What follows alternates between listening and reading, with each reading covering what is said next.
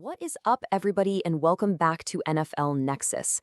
When we talk about building a truly great football team, it's so easy to get distracted by the bright, shiny objects, right? The massive contracts, the blockbuster trades, the number one overall draft pick.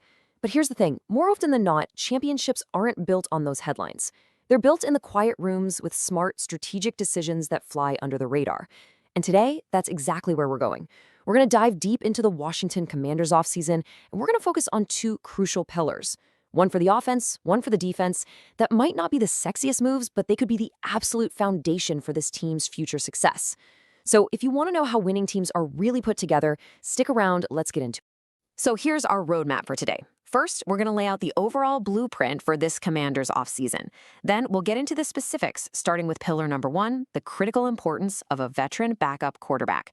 After that, we'll pivot to pillar number 2, the search for a sleeper defensive coordinator who could be a total game changer.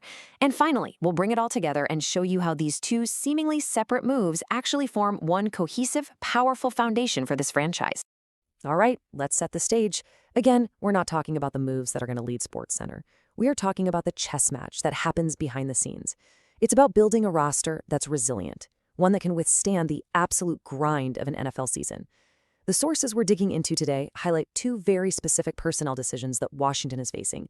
And while they might not generate a ton of buzz, they are fundamentally about creating stability and unlocking potential, the two ingredients that every single great team has. This is about building a house brick by brick, not just buying a flashy mansion that could fall apart. Okay, let's dive into our first pillar, and it's a big one. It's all about the most important position in all of sports, the quarterback. But wait, we're not actually talking about the starting quarterback here. We're talking about the guy on the sideline with the clipboard, the backup. And I know, it's not the most exciting topic, but let me tell you, in today's NFL, the quality of your number 2 quarterback can literally be the difference between making the playoffs and picking in the top 5 of the draft. For the Commanders specifically, with their situation, having an elite backup isn't just a nice insurance policy. It is an absolute necessity for survival.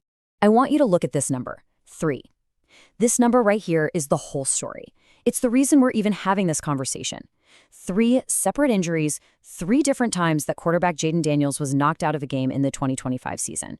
Think about that for a second. It's not just one unlucky hit. It's a pattern. And when your franchise cornerstone, the player your entire organization is built around, has that kind of injury history, you can't just cross your fingers and hope for the best.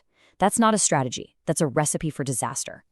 Every time he went down, the team's season hung in the balance. This isn't a hypothetical problem. It's a very real, recurring crisis that makes the backup quarterback arguably one of the most important players on the entire roster. And don't just take my word for it. Listen to this quote from Nick Shook over at NFL.com. He said the Commanders would have been exponentially worse if Marcus Mariota hadn't been there. Exponentially. That's a powerful word. We're not talking about a little drop-off in performance. We're talking about falling off a cliff, a complete, total system failure. Mariota wasn't just a Band-Aid. He was a full-blown tourniquet that stopped the bleeding.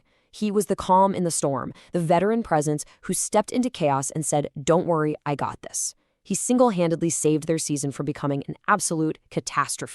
And let's look at the actual workload he carried, because it's staggering. He appeared in 11 games. He started 8 of them. That is half a season as the starting quarterback. This wasn't a guy who came in for a couple of garbage time snaps. He was a legitimate, essential part of the offense. And the sources point out that he posted respectable numbers.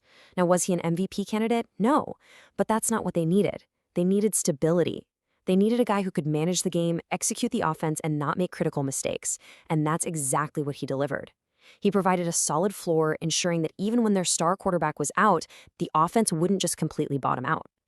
In the modern NFL, that kind of reliable backup play is worth its weight in gold. So, this is where it all comes together. And it's all about one beautiful word: continuity. See, the Commanders made a really interesting move by promoting David Blau to offensive coordinator. He's an internal hire, a guy who knows the building and knows the players. So what's the smartest thing you can do to help a new OC?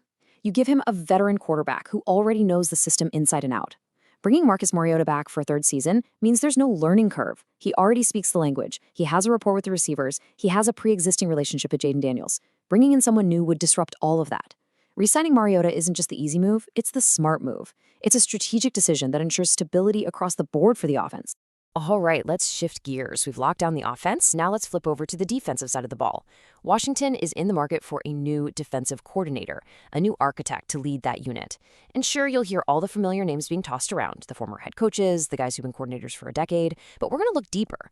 The source material points us toward a really intriguing sleeper candidate, a name you might not recognize, but a guy who has all the makings of the next great defensive mind in the NFL. The name you need to know is Carl Scott. Now, what makes him a sleeper? Well, he checks all the boxes you'd want. Tons of experience, a history of incredible success, but he's missing one thing on his resume. He's never been the primary defensive play caller in the NFL. And for some teams, that might be a red flag. They see it as a risk. But the smart teams, they see it as an opportunity.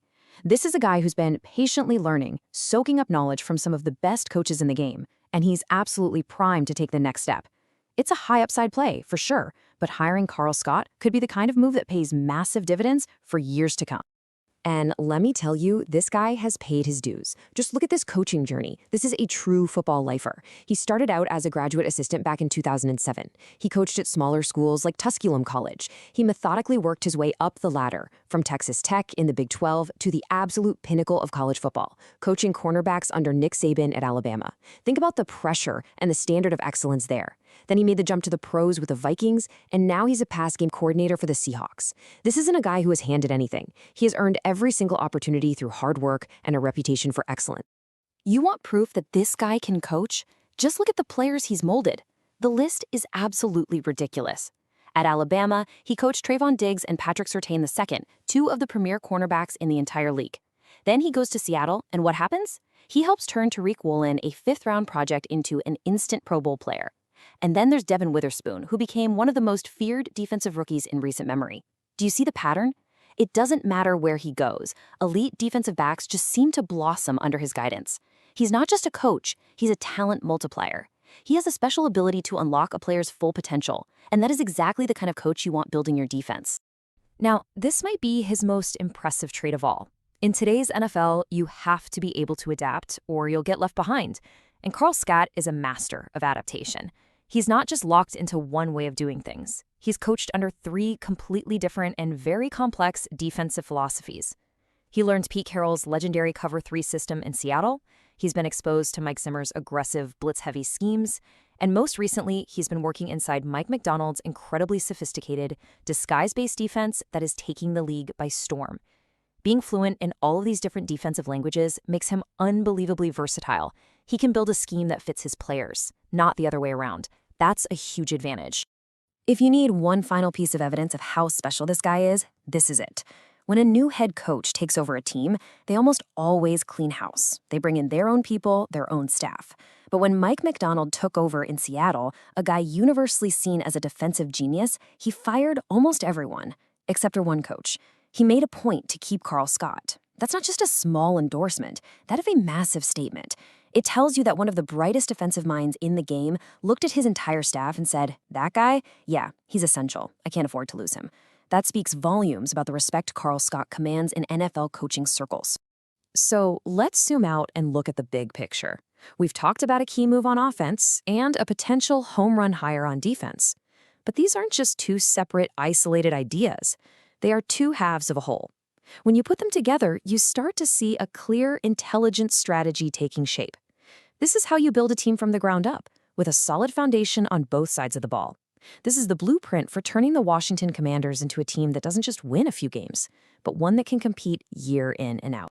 And that's the ultimate takeaway here. Building a winner in this league isn't about one magical move. It's about a series of smart, calculated, foundational decisions. It's about prioritizing stability at the most important position on offense. It's about taking a calculated risk on a high-upside coaching talent on defense.